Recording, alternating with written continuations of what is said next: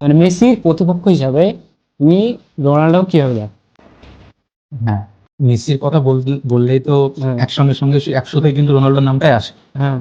কারণ তারা ফুটবলকে এত কিছু দিয়েছে তারা। হুম। আমার প্রিয় মেসি, কিন্তু এবার মেসির তুলনায় রোনাল্ডোকে আমি ফুটবলার হিসাবে যথেষ্ট তাকে রেসপেক্ট করি। হুম। সে কথা বলে এক, হুম। বারবারই ইন্টারভিউ দেয়, কিন্তু তার কথার কোনো মিল থাকে না। মানে একবার বলে এক কথা, আরেকবার বলে এক কথা।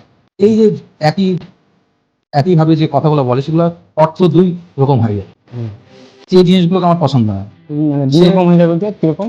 হ্যাঁ, সে পিয়ার্স মর্গানকে ইন্টারভিউ বলছে যে ৬-৭টা ম্যাচের একটা টুর্নামেন্ট, সেটা আমার গ্রেটনেসকে বোঝায় না, ডেফিনেশন দেয় না।